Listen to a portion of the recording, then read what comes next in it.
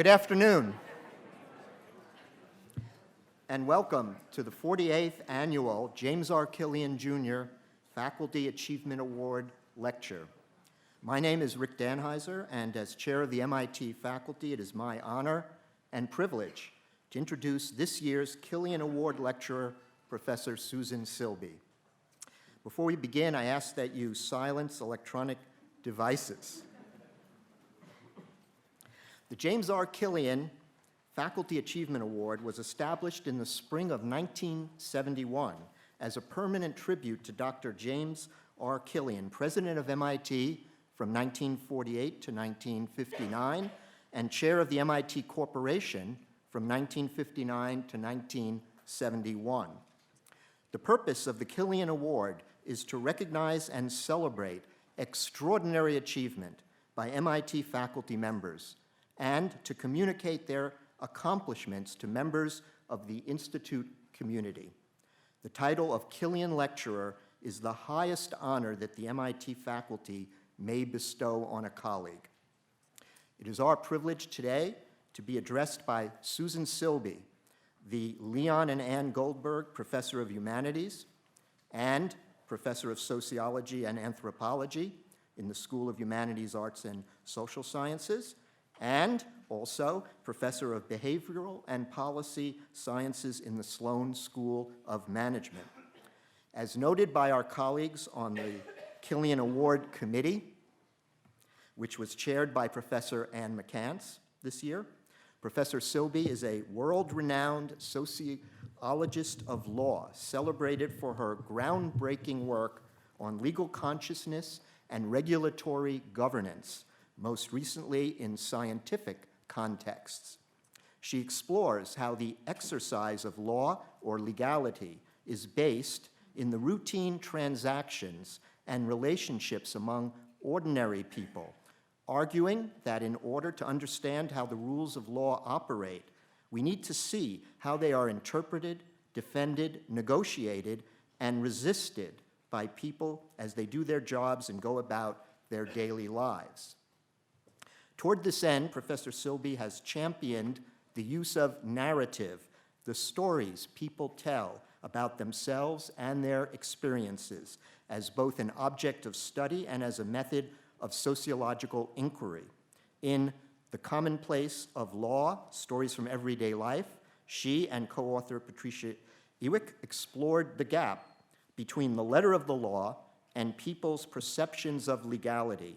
This study received special recognition from the American Sociological Association. Professor Silbey has a tremendous record of service. She served as chair of the MIT faculty from 2017 to 2019, a role in which she helped to guide the consultative process that preceded the announcement of the College of Computing, as well as the establishment of faculty working groups to provide input on the structure, operation, and vision of the college. Professor Silbey previously served as the secretary of the faculty, and from 2006 to 2014, she was head of the Anthropology section. Outside of MIT, Professor Silbey is currently a member of the National Academy of Sciences Committee on Science, Technology, and Law, as well as serving on the Board of Trustees of the Law and Society Association and the Board of Directors of the Boston Psychoanalytic Society and Institute. She previously has served as president of the Law and Society Association. This is just a small sample of Professor Silbey's leadership and contributions both within and beyond the Institute. She has received numerous professional accolades, including recognition for her teaching and mentoring at both the undergraduate and graduate levels from Wellesley College, the American Sociological Association, the Law and Society Association, and the MIT School of Humanities, Arts, and Social Sciences. And in 2017, she received a Rookie Advisor Award for outstanding first-year student advising at MIT. All this but scratches the surface of Professor Silbey's significant accomplishments. Susan, will you join me at the lectern, please?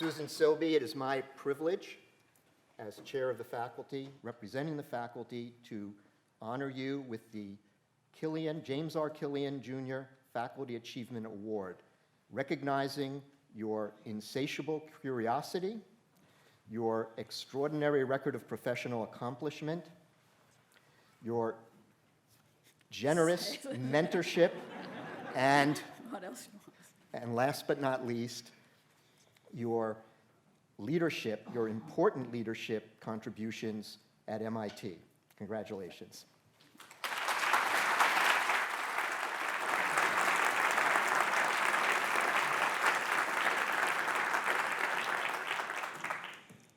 Thank you, Rick, for a very gracious introduction. And I also want to thank the committee that selected me and the colleagues who nominated me. Although I'm going to deliver a torrent of words to you in the time we have together, I find it very difficult to find the exact words to express how deeply and truly honored I am by this award. I thank you. We're living in rather hard times, locally, nationally, internationally, and I hope by the end of my remarks that you'll have a slightly better intuition for how a social scientist tries to unravel and make sense of challenges like these. So let's start. Some of my earliest and fondest memories from childhood are the times that I accompanied my father to his office in the New York State Labor Department in Foley Square in downtown Manhattan. You might recognize Foley Square with the iconic courthouse that is often on TV. The state office building is the one to the left with the flat roof, and I think my father's office was perhaps on the 8th floor. He was a supervisor in the state labor department, responsible for enforcing the labor laws for Manhattan and Brooklyn. A lot of businesses in Manhattan and Brooklyn. Wages and hours, working conditions, things like that. I would play in the side of the office with the machines. I'd fill out the forms. I'd put my name on the stationery, fantasizing for myself a job, while he would listen to his investigators as they came in. But the best part of the day was when we went to lunch. He would always take me to lunch either in Chinatown, which is right behind Foley Square, or sometimes we'd go a little further across Canal Street to Little Italy. But as we would walk to lunch, he would explain to me what was going on in each one of the businesses. This one here is underpaying the workers. This one over here allows too much homework. And this one over here is a nice little business. Nice little business was one of his favorite phrases. But as we would walk along the street, it became clear to me that not only did he know the shopkeepers and the restaurateurs, but they knew him. And it seemed very special and important. And it only dawned on me a few years ago that I have spent my entire career studying my father's work, how the law coordinates the work and lives and businesses of ordinary people. One of the sociologists at the University of Chicago, where I studied, James Coleman, said it this way: "The law is the profession for which social organization is the field of operations." When we talk about law, what are we actually talking about? Oliver Wendell Holmes thought that was not the important question. The important question was, how did the law really work? Turns out these are not easy questions, because the law is one of the oldest lived human institutions. In its essential form as third-party adjudication of disputes, it's quite the same in many ways over these 4,000 years. How is it possible for an institution to remain so much like itself through so much historical and political and social change. What explains this durability? What is the law, after all? My research has asked how the rule of law coordinates social life. How do we empirically observe the rule of law? The empirical question might seem obvious. After all, we all know what the law is, right? When I say rule of law, what are you thinking about? Is this what you're thinking about? Statutes? Local ordinances? Are these the things you've actually read? All those footnotes and clauses? I'm assuming you're like most people, and the answer is no. So if very few people know this stuff, this is the law, folks. Take a look at it, okay? How does it govern our actions? How do these unfamiliar, dense, wordy, obscure objects produce the stability we understand as the rule of law? Now, most of you know this law, right? Well, people think they know it. They recognize it, but as we have recently seen, they do not understand it very well, right? Notoriously subject to debate, okay? But maybe you don't think about ordinances and constitutions. Maybe you think about law's stability, if you do at all, of course. Maybe you think about lawyers and trials and courts, like the picture with which I began. Maybe you think about this, right? If you don't recognize it, that's the Supreme Court of the United States, okay? But it turns out, just like statutes, most people do not know or experience the courts, other than movies and TV, which, if you didn't know, are not accurate, okay? Turns out that most people don't go to court nor work regularly with lawyers. Now, your experience as faculty members and staff at MIT might involve many more lawyers than most people. But as you know, you're not like most people, okay?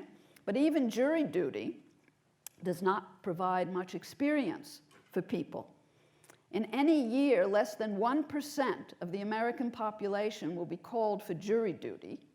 Only 25% of those will show up, and only 2% of the 1% will serve, which means that over your lifetime, or over the lifetime of any American, less than 30% will ever have any experience of being in court.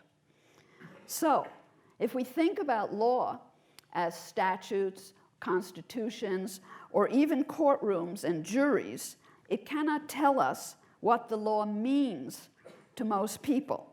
These formal instantiations of the law are not evidence of how the law is experienced by most of us, and thus they are not evidence of the law's endurance as an institution that organizes our lives. My scholarly contribution and innovation, to the sense it has been one, has been to look elsewhere for law's presence and its force.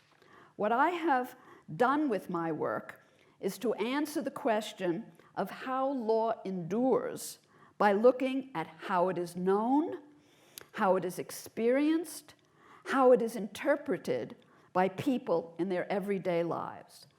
The law that I study is all around us, in this classroom, our corridors, on the streets we navigate every day. We live in thoroughly, legally constructed spaces. My contribution to legal research and to sociology has been to study law from the ground up in the routines and habits of everyday life. This work is often described as a cultural analysis of law, showing that there are elements of law embedded in all sorts of activities. The signs and symbols are connected in often unseen ways, but yet traceable ways, which I hope to show you today.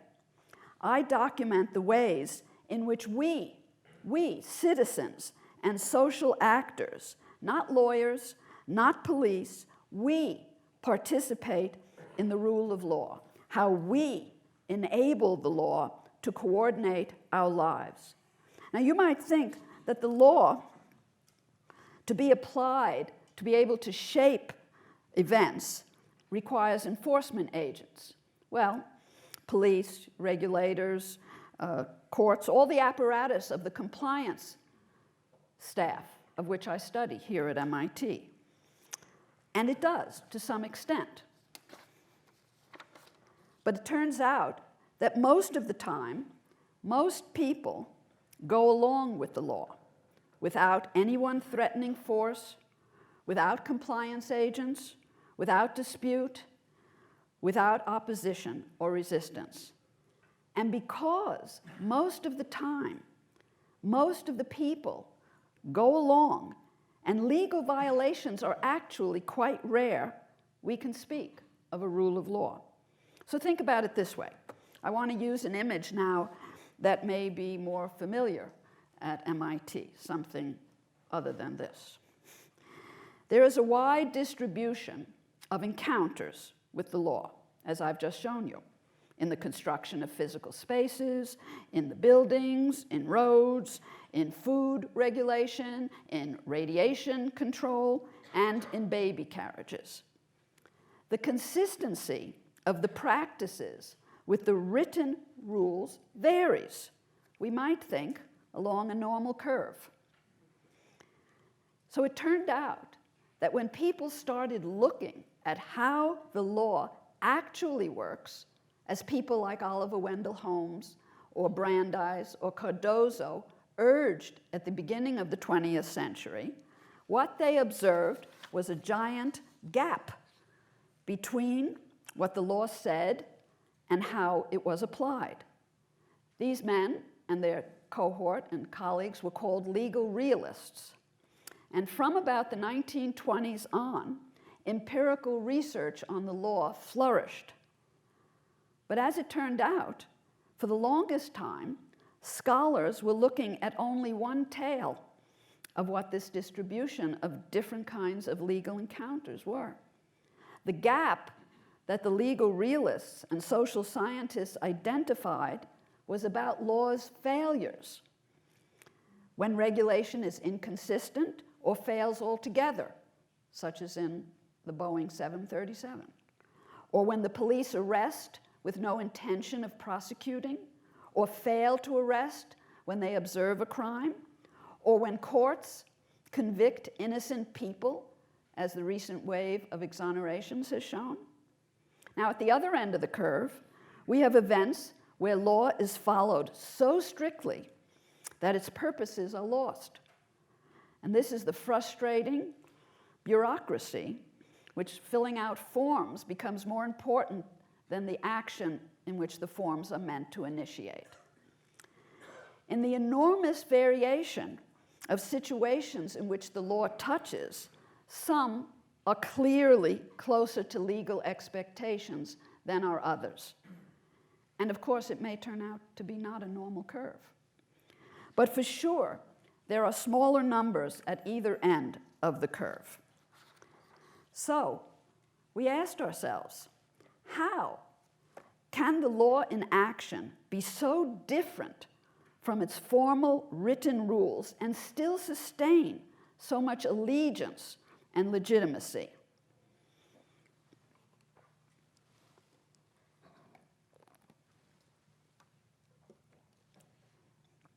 This question set me on a new path when I realized that we were looking at the tails of the distribution.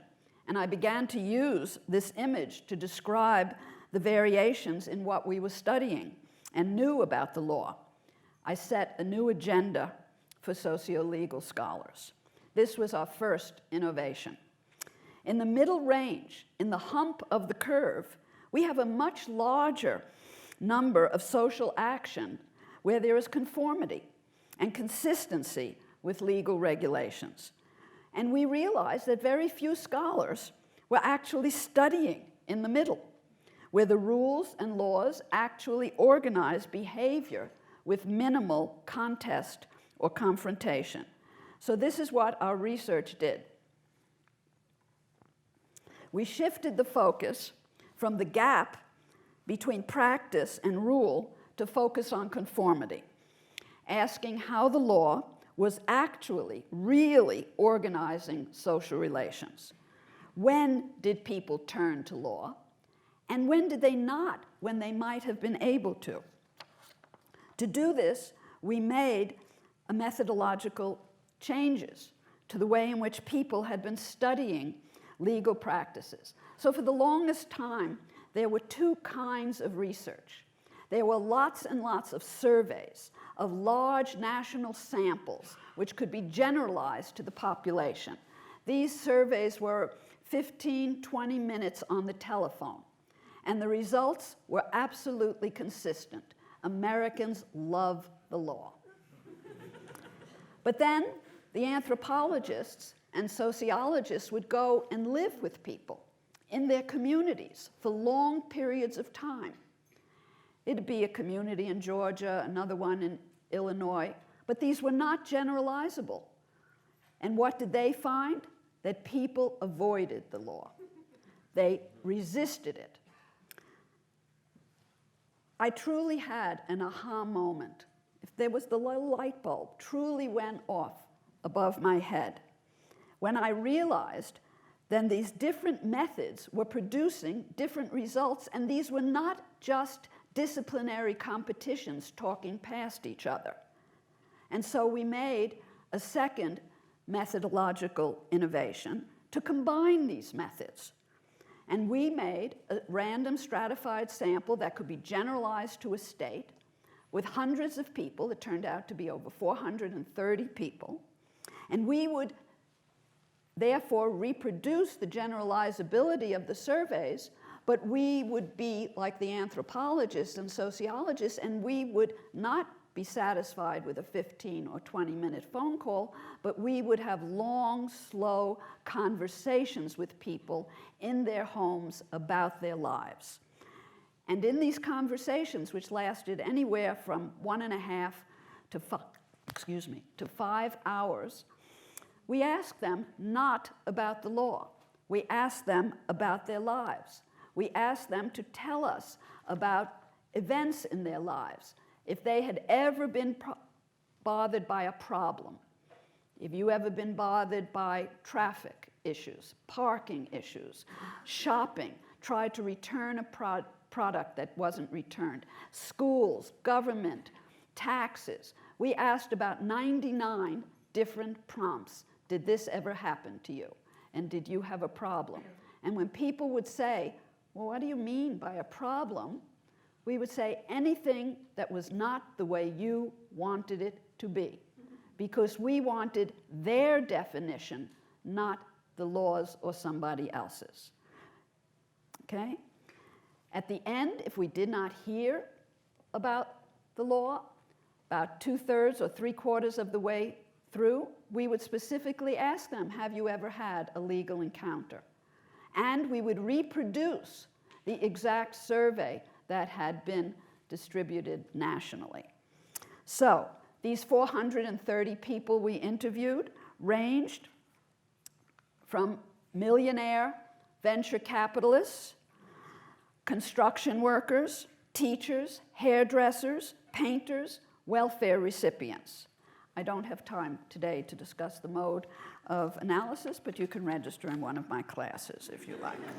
Okay. It took us 3 to 4 years to analyze the data. And from these 430 interviews, we heard about over 5,900 separate events. And from these, we identified 3 distinct narratives of law we call before the law, with the law, and against the law. Together, they represent the American legal culture, how people talk, how people interpret, understand, and assess the law and the legal system. Others have now confirmed our model with follow-up research in China, in Japan, Australia, South America. Apparently, these stories circulate globally in popular culture and in conversations. They provide the terms and practices that symbolize the law as a resilient institution. Now, it turns out the stories, as we have constructed them, have a specific representational structure, which I will fill in on this matrix. But before I do, I want you to understand, and this is essential, that these stories are not types of persons. It is not that one person tells a before story and another person tells a with story. Black, white, old, young, middle, and working class told us all pieces of these stories, with one exception, which you can ask me about. When I share each of these stories with you now, I hope you will hear the predictable narrative elements. Each of the stories will have a point, a message, a set of normative claims or values. Each will have mechanisms, behavioral mechanisms, capacities and constraints on action, what in sociology we call structure and agency. And each one of these stories locates the law in different places and times. And finally, each has a different protagonist. Each story positions the speaker in relationship to law and legality, either as a supplicant, a player, or a resistor. So one story we call Before the Law, which we borrow from Kafka. Legality is imagined as an objective realm of disinterested action, removed and distant from the lives of individuals. In this story, the law is majestic, operating by known and fixed rules in carefully delimited spaces. Here, legality is envisioned and enacted as if it was separate sphere from everyday life, distinctive yet authoritative and predictable, rule-bound, relatively fixed, and impervious to individual action. Now, obviously, this is also the law's story about itself, of its own awesome grandeur, of the rule of law and not of men, engraved in all those marble pediments above courthouses across the nation. Something that transcends, by its history and its processes, the persons and conflicts of the moment. It is often regarded as somewhere else, a place very different from everyday life, objective rather than subjective, defined by its partiality. So let me now quote and read from an interview with a woman we call Rita Michaels. She's a white, middle-class, divorced woman working as an office manager to support 2 sons in college. She lives in a absolutely meticulously neat and well-maintained home in a lower middle-class area in a much more affluent town. After having been married for 17 years, during which time her husband had been chronically unemployed, eventually refusing to work, Mrs. Michaels decided to get a divorce. Her decision, she said, was difficult and painful. Her family were Roman Catholic, and they did not support her decision, and her friends and her neighbors did not understand the situation. And now I'm going to quote. The neighborhood was a very nice neighborhood. People knew me from when my kids were little, knew my husband, but no one really knows what goes on in someone else's house. So when I was in the process of doing this divorce, a couple of my neighbors really were very upset. And my husband went and told these people that I was this terrible person and I was throwing him out. Later in the interview, Rita Michaels said, and I quote again, "The neighbors, their acceptance of the fact that I was doing this terrible thing, that I was a terrible person, I don't know. I think maybe that was the most painful." Talking about her relationship with her family and her neighbors brings Rita Michaels to a story exactly about the law. And Mrs. Michaels said, quote, "The divorce was rather pleasant experience, believe it or not. The court experience, what it felt like to go to the courtroom and face the judge. I don't mean that it was really pleasant. I just think that I was pleasantly surprised because the judge had evidently read all of whatever they have before time. It was evident he had done his homework. I don't think I was in that court more than I would say 45 minutes, and he awarded me the divorce. He said there was no reason for me to have to live under these conditions. Left me with such a good feeling that I did do the right thing, and he thought it was right also. Funny, because I remember his exact words because it left such a lasting impression. In contrast to her family and her neighbors, the judge affirmed her experience and her decision to get a divorce. She found validation she had not expected, rejected and stigmatized by her family and her friends, and feeling outside the moral universe they guarded. Mrs. Michaels found the law offered an alternative moral order in which she was neither wrong nor morally deviant. These legal values, these rights, and expectations for marital duties were less specific and partial than the world of her family and her friends. Her husband had not fulfilled his obligations under these general, perhaps even universal, set of norms. She took comfort in the fact that she could point to these expectations as legitimating her action. Here, Mrs. Michaels is articulating a very traditional conception of the function of legal ordering, protection of the individual against local norms, a protection that derives from the fact that legality resides outside of the local, whereas her neighbors lacked information. One never knows what goes on in someone else's house, and could be swayed by the misrepresentations of her husband that she was a terrible person. Rita saw the judge as informed, having read all, done his homework, and impartial.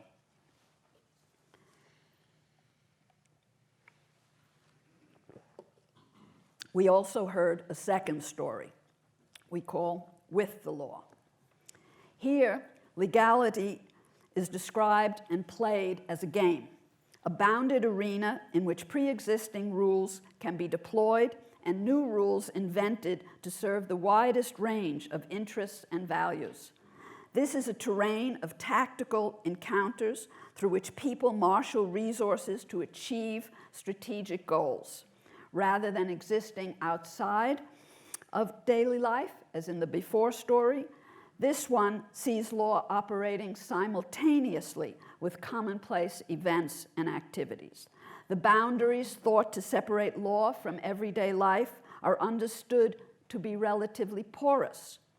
In this second story, respondents display less concern about the legitimacy of legal procedures or the universal values that may be announced. Instead, the story talks about the value of self-interest and the effectiveness of legal rules for satisfying those interests. These stories describe a world of legitimate and quite respectable competition. So let's consider the comments of Raymond Johnson, an African-American resident of Camden, New Jersey.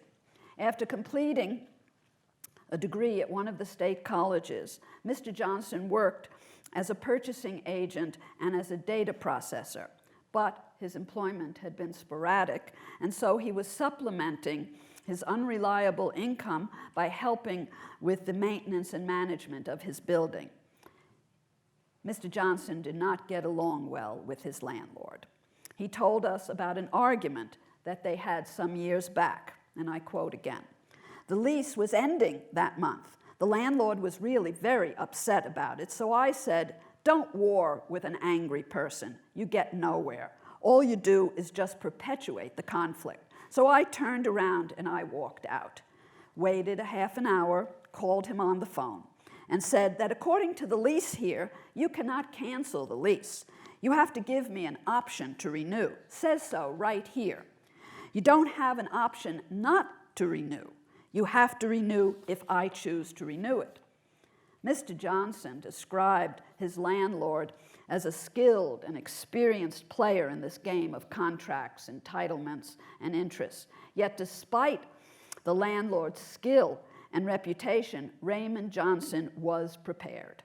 He described his landlord, and I quote again, This guy was a leading man in the community, and he had ties in City Hall. He used to get people evicted out of here in a week.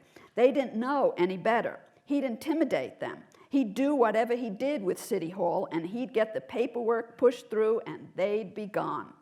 So the landlord went into this little song and dance about what he was going to do and so forth. And yeah, I said, yeah, no matter how you look at it, if you want me to persuade you that I have the right to this apartment, yeah, we could have that discussion, and we did. Over about a 2-week period, we talked about it. Well, I had no fear that it wasn't going to work out. He couldn't evict me. The right to the apartment to which Raymond Johnson alluded was not a right grounded in legal principle or abstract theories of justice.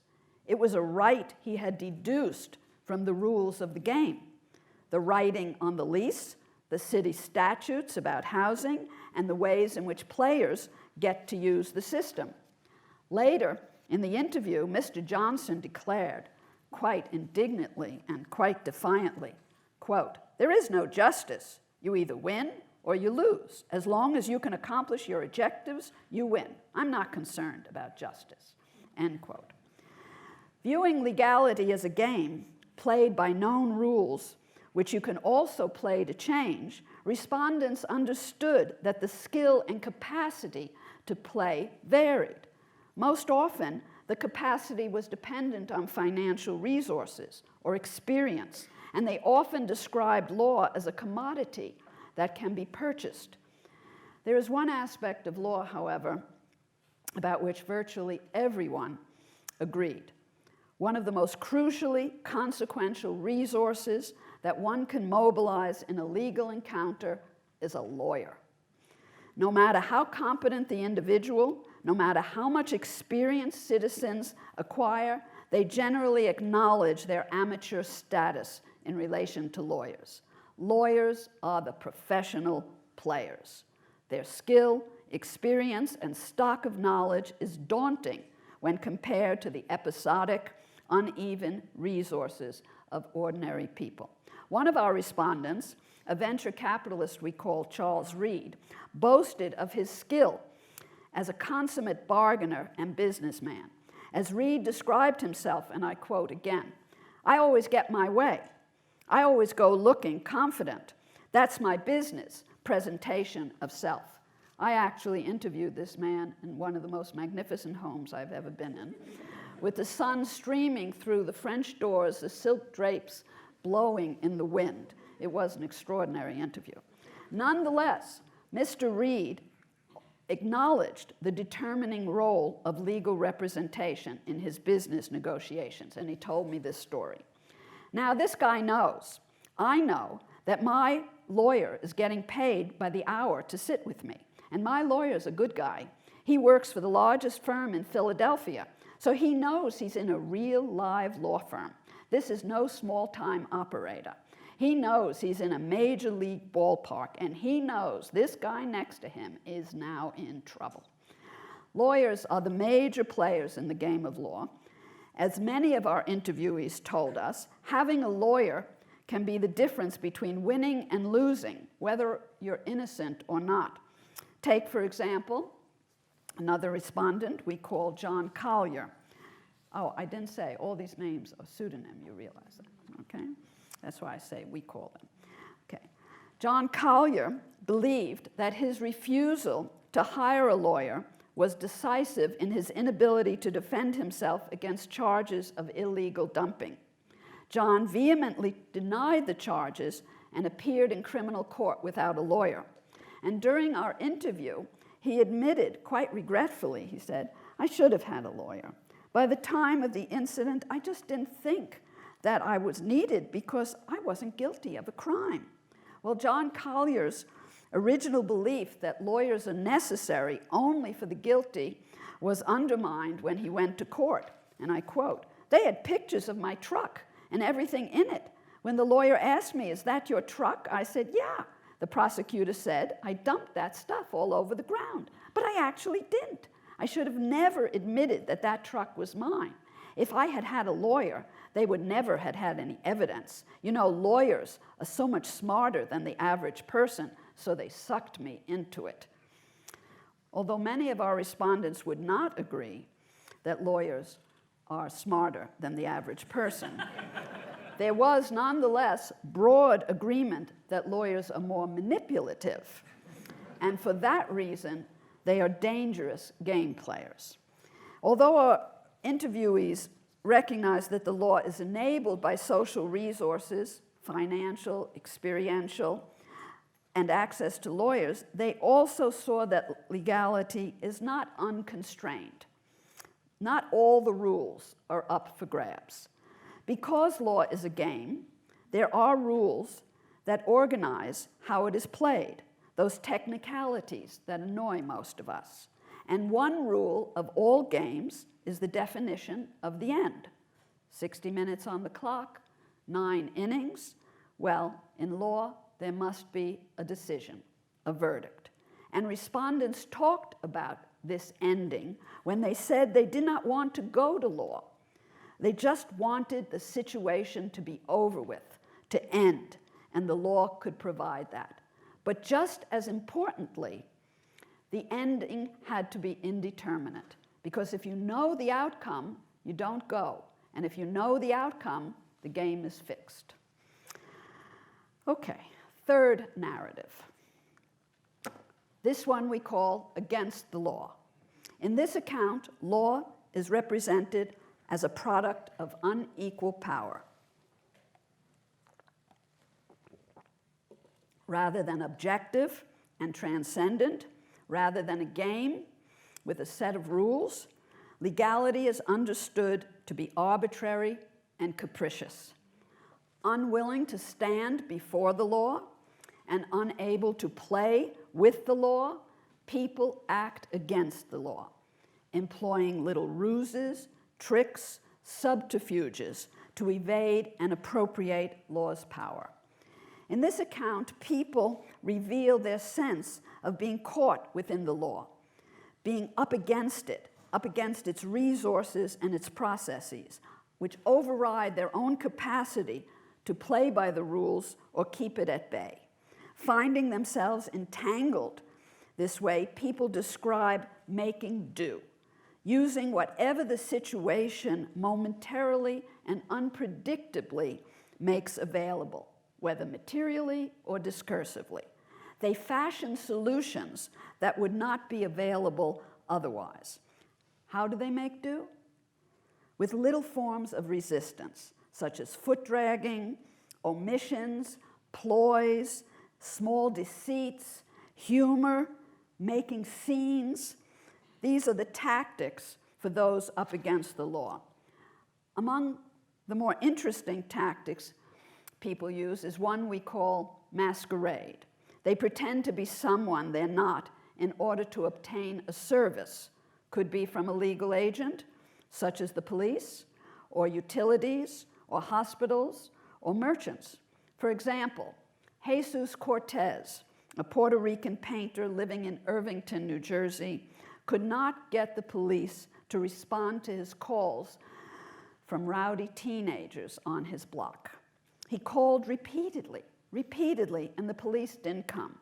One night, he was frustrated by his unsuccessful efforts, and he again called the police to report teenagers vandalizing his building. But this time, he raised his voice several octaves higher, pretended to be a woman, and said that he was in danger, and the police came. Ada Marks, an African-American woman with some experience of law and organizations, having worked in the civil rights movement and having been active in her community, could not get the telephone company to respond to her calls for service. Finally, she called the headquarters of the company and asked for the president by name, said she was the maid. She was put through immediately.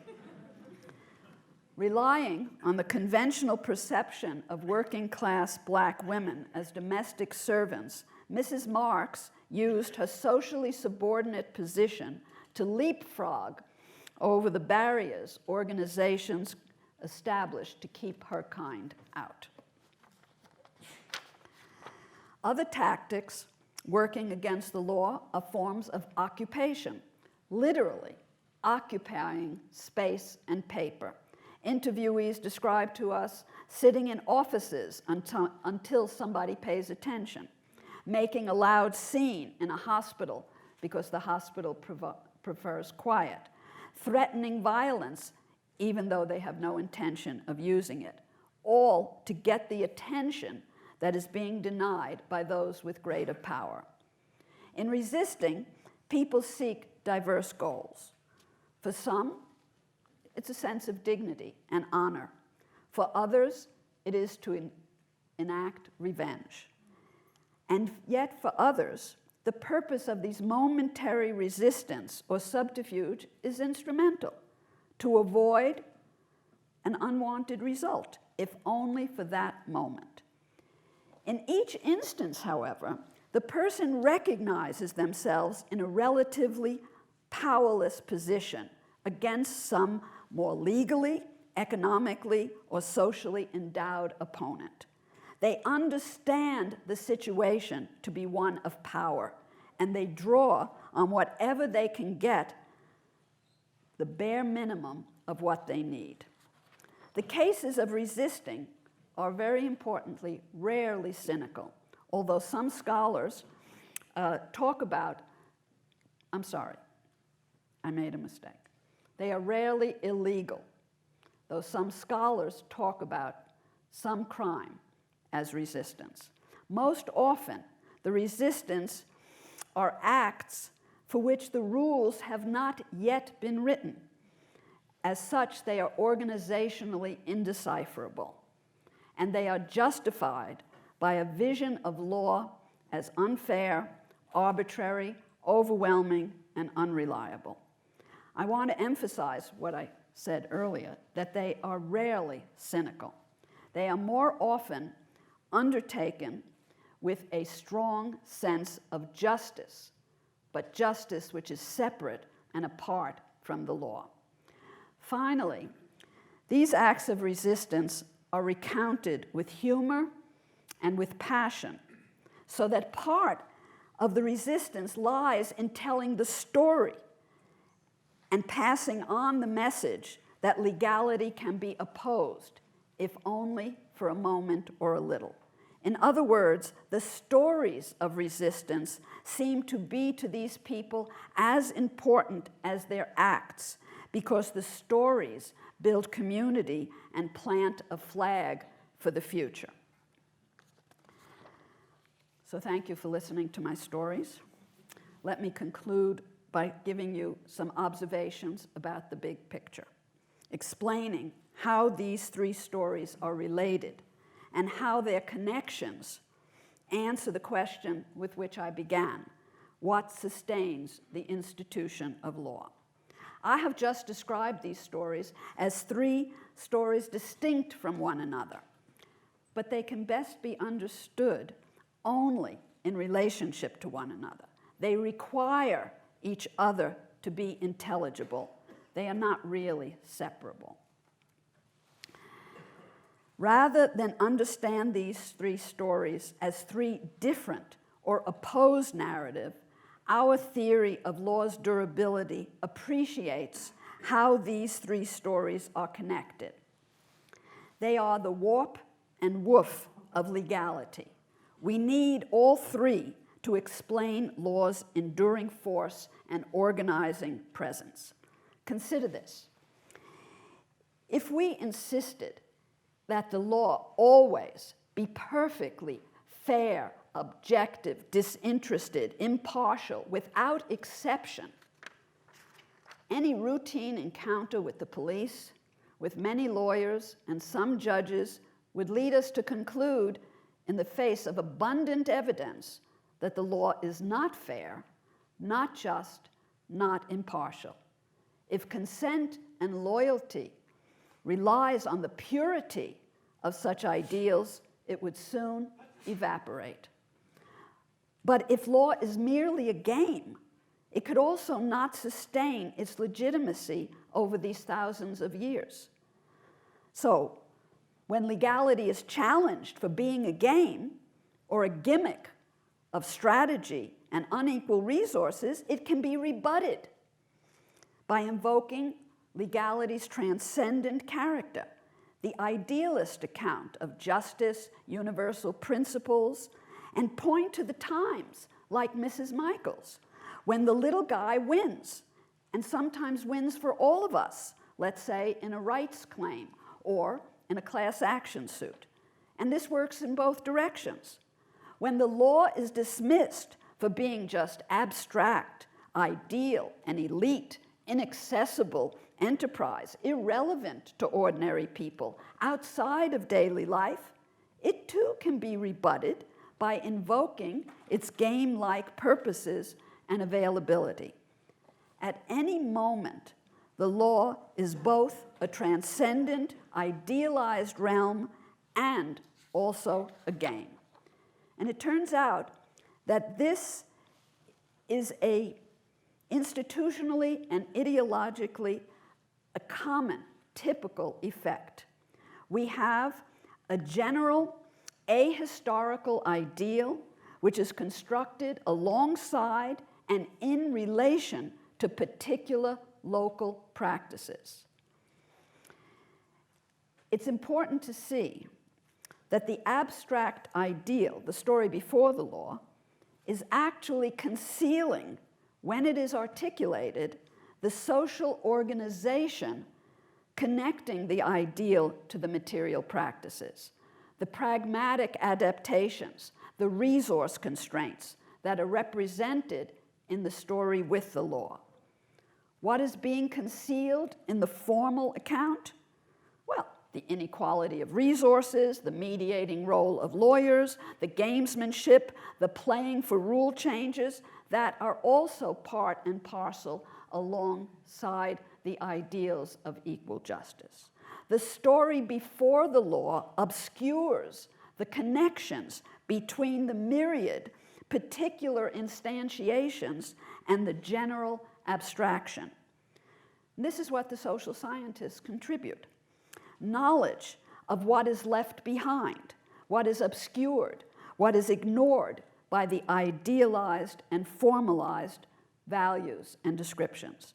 The social scientist traces the links between what might otherwise be unnoticed connections. The details concealed by the normative ideal of equal justice under law are treated as irrelevant, anecdotes, picayune, petty outliers on that normal curve. What is concealed by the engravings on the marble pediments is the first-hand evidence and lived experience of ordinary people that might potentially contradict the generalized ideal.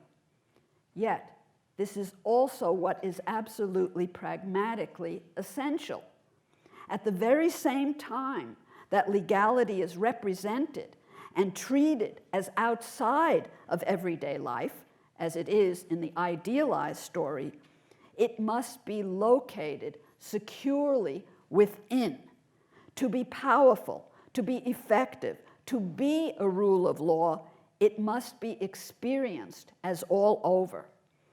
Not just in abstract ideals, in marble pediments, or in courtrooms and law books, but it must be experienced in property relations, in market exchanges, in contracts, in exit signs, in handicap walks, in radiation protection, and in chairs holding parking spots in newly shoveled snowy streets. These too are evidence of law's endurance in everyday life. Thus, one reason for law's resilience lies in joining the universality of law on the books and the experiential, local, specific law in practice. The duality of entwining the two stories appears to be part of what makes the rule of law strong. Now, what about the third story, against the law? The resistance to law's power. The third story is also critical to law's enduring force. The third story acknowledges legality's contradictions, that the law is both transcendent rule-bound authority and a game available to resourceful players. This is at the heart of resistance, the recognition of contradictions that create openings to avoid the overwhelming power of law. The third story against the law is a safety valve and also a source of social change.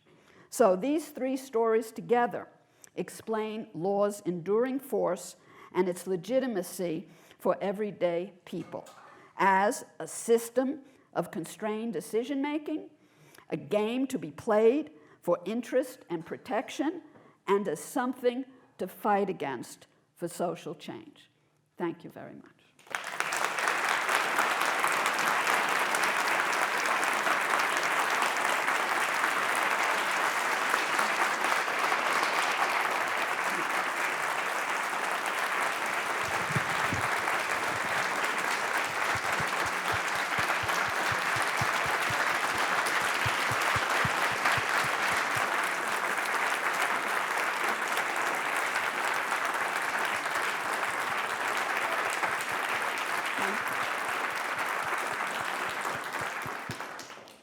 Professor Silbey will now entertain any questions. Please use the microphones in each aisle.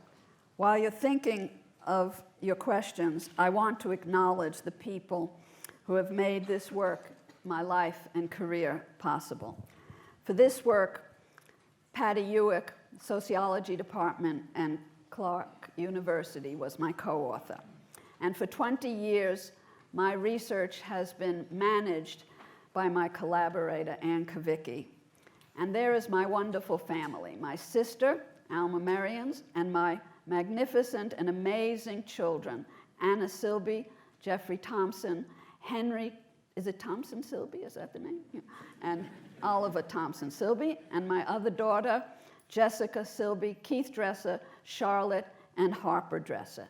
And of course, my beloved late husband, Robert Silbey, who has always been there for my entire life, more than 50 years, from the time we were teenagers when he tutored me in quantum mechanics until the end when I was helping him edit his last publications before he died 8 years ago. And I'm amazed there were 7 papers came out after he died. I thought it was funny, and I thought he would be amused that I thought it was funny. He is the reason that I have been at MIT. These years have been marvelous. I used to say to him daily, as we would cross that bridge, I have never been happier in my work than the years I've been at MIT, capped by this most auspicious award. And I thank you very much.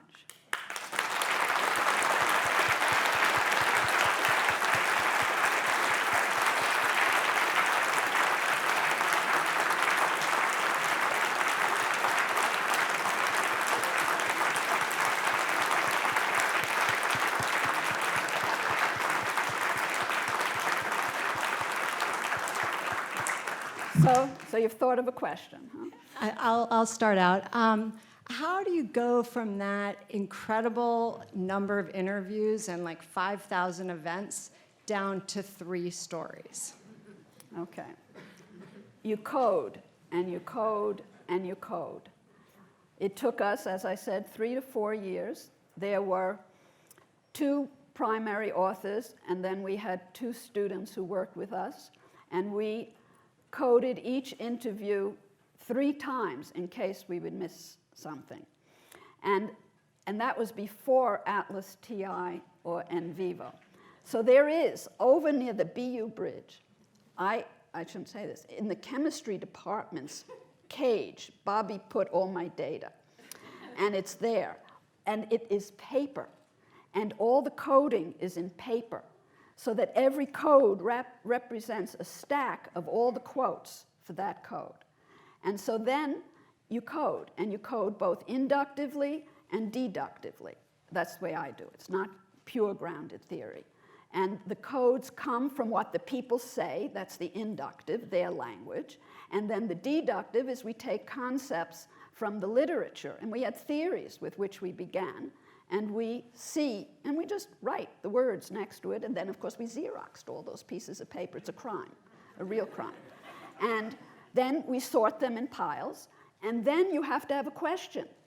You must ask something of the data. What are you going to do with all that?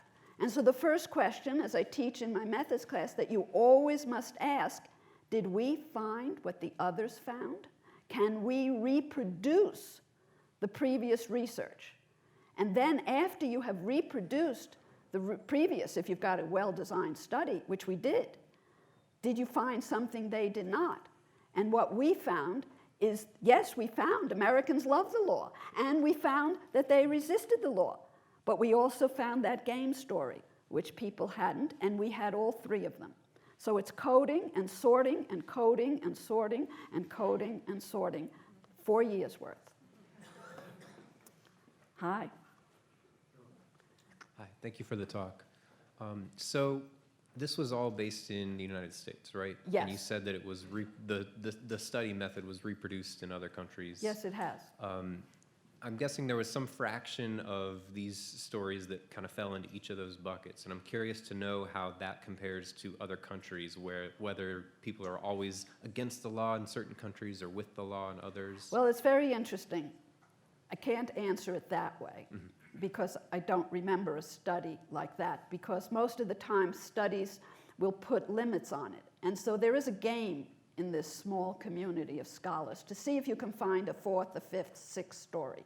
And so lots of times people come out with outside the law, or I can't remember another one. But the most recent one was done in Britain, and it was done only among environmental activists. So that's how the research tries to separate itself, by going to particular populations.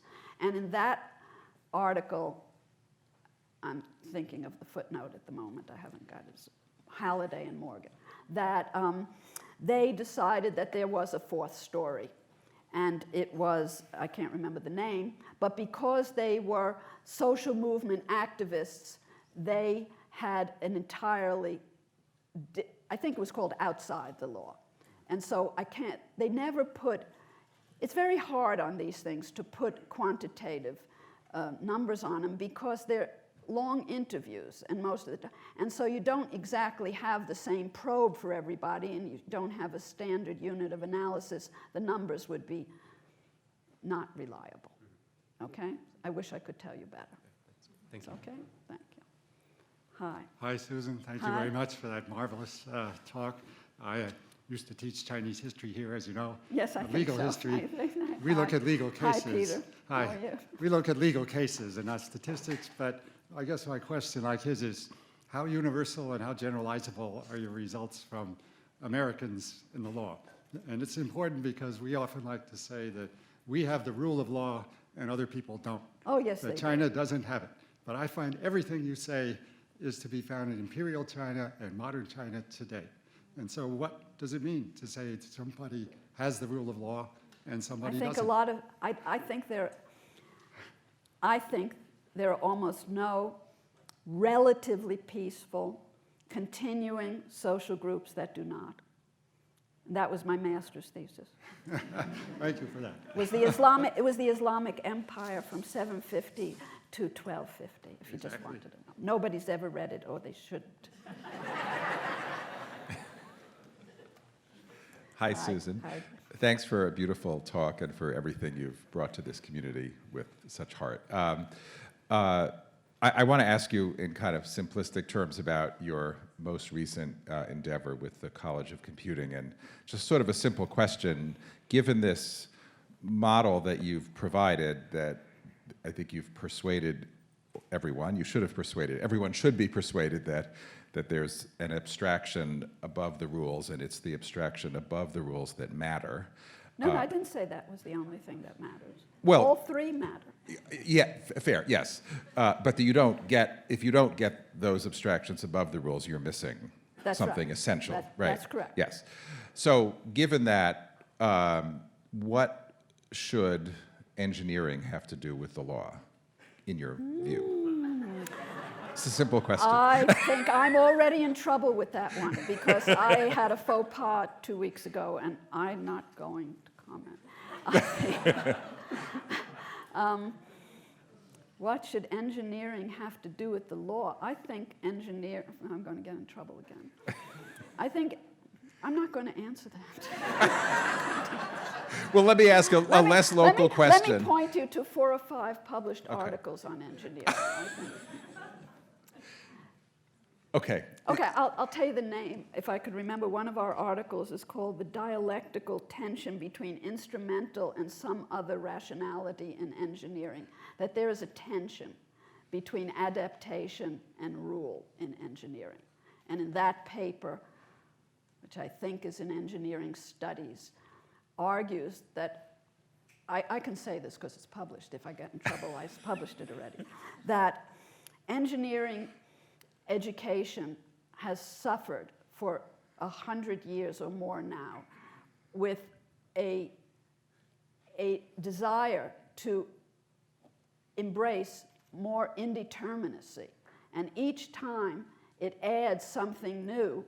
In order to find out if they're successful, it has to be measurable, and then it confines. So from the early 20th century, there have been study after study after study that, we're missing human factors, or we're missing organization, or we're missing business. And so the curriculum is opened.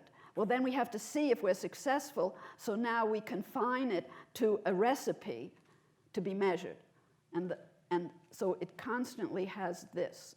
That's my account of what happens in engineering education.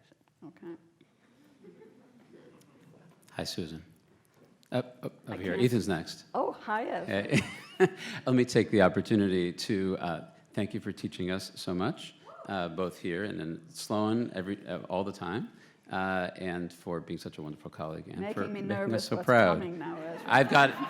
So I'm just curious about legal change Oh, yeah. and how it fits into the 3 stories. And I can imagine the second one was a little more explicit, that it's a game that we can change City Hall and maybe codes on the books.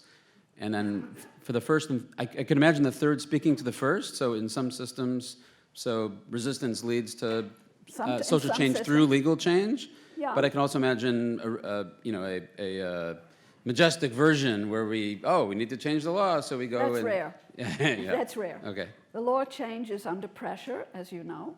It changes, sometimes the pressure comes from resistance. We could see the civil rights movement, though they had the law on their side, it required the social movement to get it implemented. But there's a very famous paper, like an early Law and Society paper by Mark Galanta called Why the Haves Come Out Ahead. And why the haves come out ahead, and what he means by a have is not necessarily financial, but they are repeat players. Single shot don't. And it's the repeat players who play for the rule changes, and that's why we have the internet the way it is, because they set up those rules over the last 20 years to get us where we are now with Facebook and everybody else. Because a little rule here, change the FCC here, and all of a sudden, it's out of control. It's playing for the game. It's the game players. So that's the bigger one. Thank you. I can't see. Is that? Hi, Susan. Oh, hi, Ethan. Thank you very much for your talk.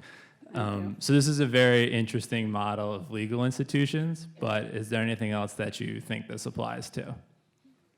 Such a good question. I thought of it on my own. Well, truth is, we think it is a general theory.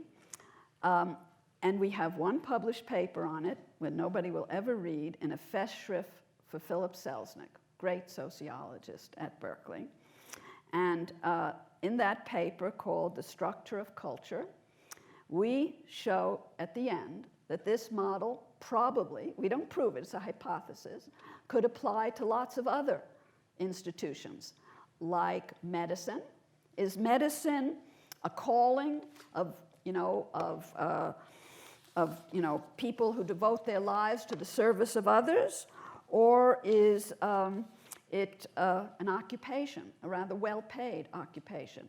Does it rely on science, or does it rely on capital? Okay? You could apply the same notion to sports, right? Sports is a shared ritual, but it's also mass consumption, right? And is it all about skill and talent, or is it also about capital? And I won't say what, you could probably apply it to science as well. Okay? Thank you for asking We that. have time for Thank you. One last. Sandy. Thank you so much for your talk. So is the relationship that one has to the law typecast by this sort of No, no, absolutely not. Is it permeable? Because it seems Oh, that no, people go across. Okay, People tell bits of the stories, all of them. Do you want to know? So we were pushed repeatedly by our sociology colleagues who said, well, this just can't be just random. We're sociologists, after all, and everything is allocated by demographic and social positions. There must be some pattern. And so we went back, and we looked, and we coded again, and we found that every demographic group told all 3 stories, except we had no white upper middle class men tell us a resistance story. Now, there's a problem. There's a problem. We were women interviewers. I had a few graduate students at Princeton who I hired, but so I don't know if maybe white middle class men would have told different stories if I had a white middle class interviewer. But we had African American interviewers and we had Hispanic interviewers. But we did not have any white middle class men looking for a part-time job in the early 90s. Thank you, Sandy. Thank you.